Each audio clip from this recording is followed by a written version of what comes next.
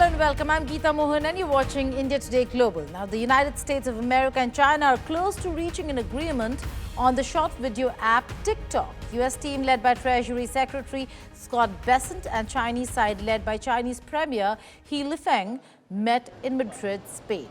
Both sides held talks to resolve trade tensions between the two countries. Earlier, US President Donald Trump, in a post on Truth Social, hinted at reaching a deal on TikTok without naming the social media platform. On the other hand, Trump also has pressurized NATO countries to impose 100% tariffs on China and on other nations, asserting that relations between both the countries remain a very strong one. He also said he will be speaking to President Xi Jinping on Friday. Speaking to reporters after the meeting, Besant said that they had very good discussions and trade negotiations will be held in about a month's time in a different location. The latest round of negotiations, the fourth in 4 months, took place in Spain. The first day meeting concluded on Sunday after about 6 hours with no indication of a breakthrough. We have a framework for a TikTok deal. The two leaders, President Trump and Party Chair Xi, will speak on Friday to complete the deal, but we do have a framework for a deal with TikTok. Getting to this framework was made possible by President Trump and the high regard that President Trump has for Party Chair Xi. So when the leaders have mutual respect, then the delegations have mutual respect. And as Ambassador Greer said, we were in substantial contact with President Trump last night and then again today. First the EU, then the G7, and then NATO. President Donald Trump is demanding they stop buying Russian oil and even slap 100% tariffs on China. But will his high-stakes gamble isolate Putin or spark a global tariff war? Find out in this report. President Donald Trump is turning up the heat on America's allies, NATO, the EU and the G7. With a bold ultimatum, stop buying Russian oil or the US won't move on tougher sanctions against Moscow. In a fiery letter, Trump blasted Europe's energy dependence, calling NATO's commitment to winning the war in Ukraine far less than 100% and shocking. He declared he's ready to impose major sanctions on Russia, but only if all NATO nations join in and stop buying oil from Russia. And Trump is not stopping there. He wants NATO and the G7 to slap tariffs of 50 to 100% on Chinese goods, arguing that Beijing holds a strong control, even grip over Russia, and that punishing tariffs are the only way to break it. India is also in Trump's crosshairs. Last month, he doubled tariffs on Indian imports to 50%, punishing New Delhi for continuing to purchase Russian energy. But China is rejecting Trump's call outright. Foreign Minister Wang Yi hit back saying, and I quote, "Wars cannot solve problems and sanctions only make matters worse. China does not participate in or plan wars. What China does is to encourage peace talks and promote political settlement through dialogue," unquote. Trump's allies in Congress are pushing him to act. Europe is stalling over fears of a trade war, and China is digging in on diplomacy. So the question is, will NATO, the EU and the G7 risk an economic showdown with India and China to corner Putin? Or will Trump's call fall flat? With Shaurik Shah, Bureau Report, India Today.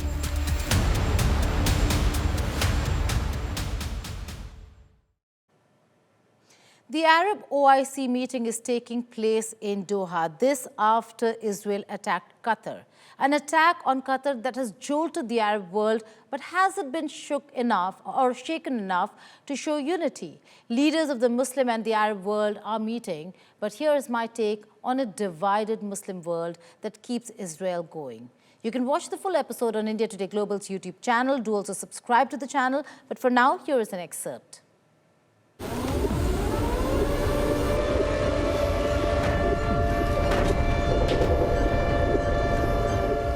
Last week, Israeli missiles struck the heart of Doha, killing 5 Hamas members and a Qatari security official.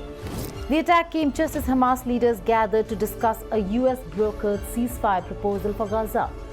For the first time in decades, Israel had directly attacked a Gulf state, one of America's own allies.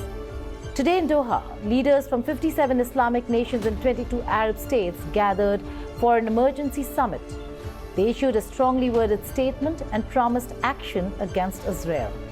But if history is any guide, their words will echo hollow across the region whilst Palestinian suffering continues. Hello and welcome. You're watching Statecraft with me, Geeta Mohan.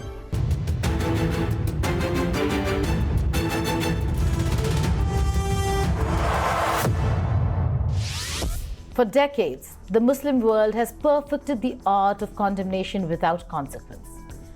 Organization of Islamic Cooperation, that's the OIC, has issued countless resolutions about Palestine. The Arab League has held urgent meetings after urgent meetings.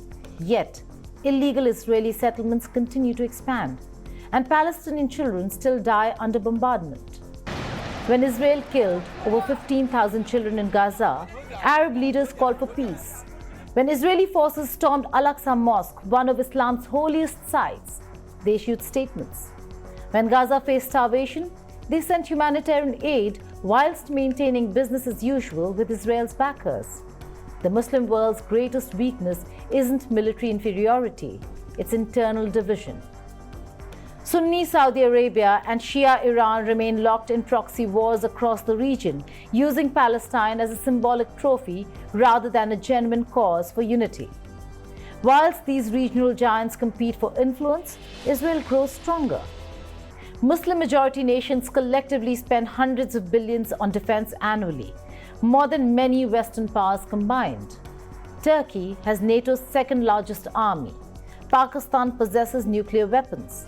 Saudi Arabia boasts cutting-edge military technology. Yet this formidable force remains fragmented, fighting internal conflicts whilst Israel maintains military superiority through US support. Even during Gaza's darkest moments, no coordinated military response emerged to protect Palestinian civilians. Gulf states control nearly a third of global oil reserves. The Strait of Hormuz and Suez Canal, controlled by Muslim nations, are vital checkpoints for world trade. 2 billion Muslims represent massive consumer markets across continents, yet this economic power remains largely untapped for Palestinian justice. Israeli spokespersons dominate airwaves whilst Palestinian voices struggle for basic recognition. This isn't accidental. It reflects decades of underinvestment in cultural diplomacy and strategic communication. The UAE's enthusiastic embrace of normalization with Israel exemplifies the problem. Despite ongoing settlement expansion and Palestinian dispossession, Emirati leaders celebrate their partnership with Tel Aviv as a strategic masterstroke against Iranian influence. Morocco followed suit, trading Palestinian solidarity for US recognition of its Western Sahara claims. Saudi Crown Prince Mohammed bin Salman speaks of eventual normalization once Palestinian statehood is achieved, a condition Israel has no intention of fulfilling. These nations justify abandonment of Palestine through geopolitical calculations. They've discovered that aligning with Israel brings Western approval and protection from criticism of domestic human rights records. Across the Muslim world, ordinary citizens burn with solidarity for Palestine. From Jakarta to Istanbul, millions march for Gaza. Online activism flourishes despite government surveillance. Yet, their voices remain powerless against authoritarian regimes that suppress dissent in the name of stability. Egyptian protesters face arrest. Saudi imams preach that Palestine belongs to Jews as well as Muslims. Emirati youth openly admire Tel Aviv's nightlife whilst Gaza burns. The gap between popular sentiment and official policy has never been wider. Israel's attack on Qatar has created a rare moment of clarity. The Muslim world can no longer pretend that measured responses and diplomatic protests will protect Palestinian lives or preserve regional security. Either the Islamic summit marks a turning point towards meaningful action, or it becomes another monument to the gap between rhetoric and reality that has characterized Muslim responses to Palestinian sufferings for generations. 2 million Gazans await the answer. 2 billion Muslims hold the power to provide it. History watches to see which force will prove stronger, the comfort of inaction or the courage of justice. The summit's true test won't be the words spoken in Doha's conference halls, but the actions taken in the weeks that follow. Palestine has waited 76 years for liberation. The question is whether its supposed defenders will finally match their deeds to their declarations. Thank you for watching Statecraft. Now, days after Israeli strike on Doha jolted the Middle East and put U.S.'s stakes in the Arab world at risk, U.S. Secretary of State Marco Rubio visited Jerusalem.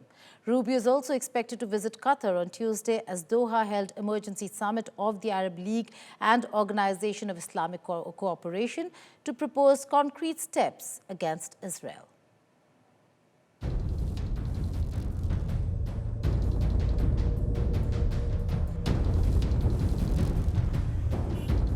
Israeli airstrike on Qatar has shook the Middle East, forcing US to quickly dispatch top Trump aide Marco Rubio to Jerusalem. Israel had claimed the attack was a precision strike on Hamas leaders in Doha. But as Rubio is on a two-day visit to Israel, Qatar holds emergency summit of the Arab League and Organization of Islamic Cooperation (OIC), a day after foreign ministers from the participating states met behind closed doors in Doha to propose concrete steps against Israel. كانت إسرائيل تريد اغتيال القيادة السياسية لحركة حماس، فلماذا تفاوض؟ If Israel wants to assassinate Hamas's political leadership, why is it negotiating with them? And if it wants to negotiate for the release of hostages, why is it assassinating everyone with whom it could negotiate? And how are we supposed to receive in our country Israeli delegations for negotiations, while those who send these delegations are planning to bomb this country? These questions don't expect answers, but rather explain why we say openly that this aggression is truly vile, treacherous, and cowardly, and it's impossible to deal with this level of malice and betrayal. Rubio, who is on a two-day visit to Israel, met Prime Minister Benjamin Netanyahu earlier, expressed being unhappy with Israel's strike on Qatar. The Gulf country also hosts a major US airbase and has been a key player in brokering diplomatic efforts to end the war in Gaza. Obviously, we were not happy about it. The president was not happy about it. Now we need to move forward and figure out what comes next. Benjamin Netanyahu termed the US-Israel bond as durable as the stones of the Western Wall. This follows Rubio's visit to the Western Wall, a sacred site in Judaism, upon his arrival. Rubio also held a 3-hour-long meeting with Netanyahu, after which both of them held a joint press conference. According to Washington Post, Rubio is scheduled to visit Qatar on Tuesday. Israel's decision to act against the Hamas terrorist leadership in Qatar was a wholly independent decision by Israel. It was a decision taken by me and our top security force chiefs. It was conducted by us, and we assumed full responsibility for it because we believe that terrorists should not be given a haven. We are focused on what happens now. What happens next? What role can Qatar play possibly in reaching an outcome here that leads not just to the end of this hostilities, not just to the release of all of the hostages, both living and deceased, not just the disarmament and elimination of Hamas, but also a better future for the people of Gaza, which isn't possible as long as Hamas exists, which isn't possible as long as 48 hostages are being held. And so we're going to continue to encourage Qatar to play a constructive role in that regard. Fury erupted across the region after Israeli strike killed 5 Hamas leaders and a Qatari security officer, missing a Hamas negotiating team that was in Doha to work on US proposal to end war in Gaza. With Mahashweta Lala, Bureau Report, India Today. And here are some other stories from across the globe in World at a Glance.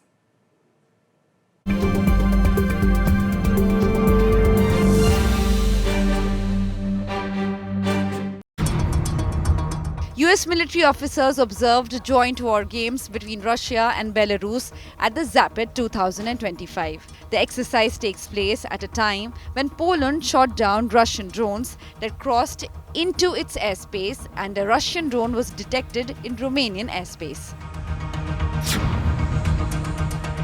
US President Donald Trump is set to make an unprecedented second state visit to the United Kingdom on Tuesday. He will be accompanied by his wife Melania Trump and a group of tech and finance CEOs. The delegation includes Nvidia CEO Jensen Huang, OpenAI CEO Sam Altman, Apple CEO Tim Cook, BlackRock Chairman and CEO Larry Fink, and Blackstone CEO Stephen Schwarzman.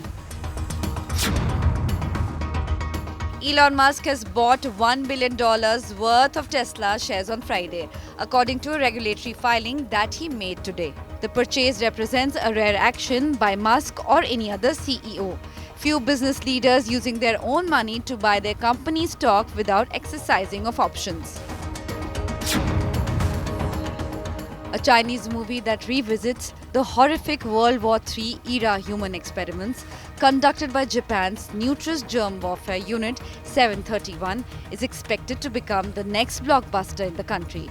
To be premiered on September 18th, the movie Evil Unbound recounts the bacteriological warfare waged by Japan's infamous Unit 731 and the inhumane human experiments on Chinese civilians during the Japanese aggression in China.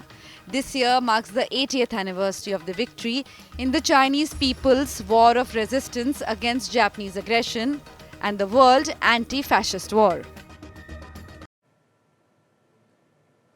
The stars weren't just competing for awards, they were competing for our attention. From scarlet gowns to Barbie-core pink, the Emmys' red carpet turned into a runway of pure drama.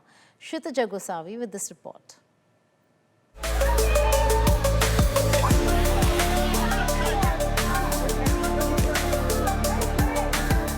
The 77th Emmy Awards weren't just about television's biggest wins. They were a masterclass in red carpet drama. From bold scarlets to soft pastels, Hollywood came dressed to dazzle. Leading the charts, Selena Gomez, radiant in scarlet Louis Vuitton gown, high neckline sweeping into a dramatic train. Minimal jewels, maximum impact. And on her arm, fiancé Benny Blanco, in classic black, sealing the night with Hollywood romance.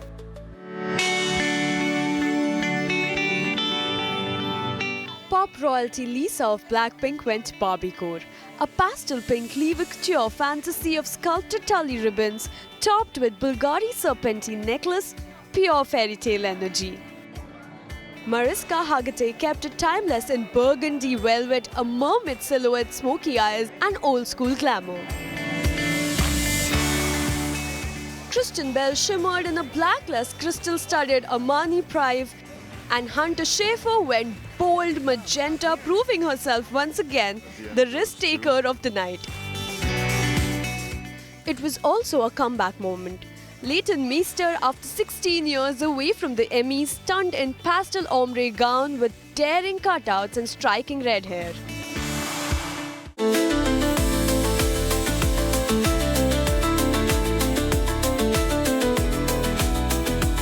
Scarlett Johansson glowed in butter yellow Prada.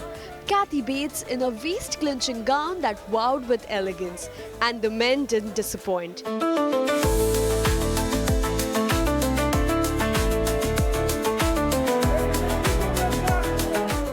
Pedro Pascal turned heads in ivory Celine, while Tramell Tillman nailed sharp tailoring with Dolce & Gabbana.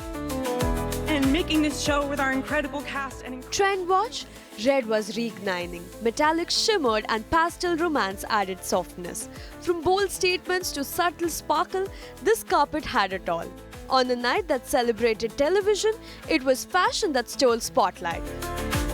And for Selena Gomez in scarlet, this may be her most unforgettable red carpet yet. With with Kshitija Gosavi, Bureau Report, India Today. That's all in this edition of India Today Global. But before we go, we leave you with this report. In a night of glamour, emotion and history-making moments, the 77th Primetime Emmy Awards lit up Los Angeles with standout wins and powerful statements. Adolescents and the studio swept major categories, while historic firsts were made by Tramell Tillman and Owen Cooper. From Kristen Miliotti's dramatic triumph to political gestures for Palestine. Take a look at this report. Goodbye and take care.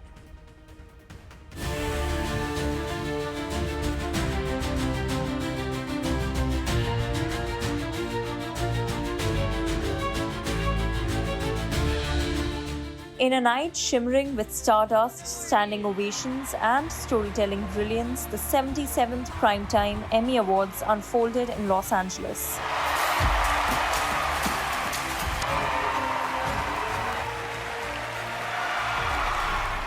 A celebration of television's power to captivate and challenge.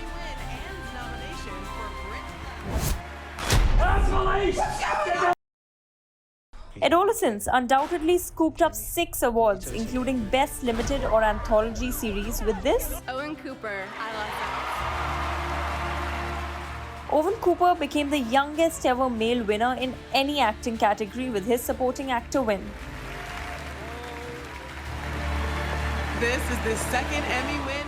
Stephen Graham won Best Actor in a Limited or Anthology Series or Movie, while Erin Doherty bagged the Best Supporting Actress for her role in the show. All right, the Emmy goes to Philip Barantini. Meanwhile, Philip Barantini clinched the award for Best Direction. This is the first Emmy win. My job is to ruin them. Seth Rogen won 3 Emmys for his comedy series The Studio. Seth Rogen, The Studio. This is the first Emmy win and 9th nomination for Seth Rogen. Also nominated for directing, producing, and writing The Studio. The Late Show with Stephen Colbert. The Late Show with Stephen Colbert won Best Talk Series 2 months after CBS announced it was cancelling the series. Colbert received 2 nominations this year. I give consent to sever my memories between my work life and my personal life. Tramell Tillman, on the other hand, made history by becoming the first black man to win Best Supporting Actor in a drama series for Severance.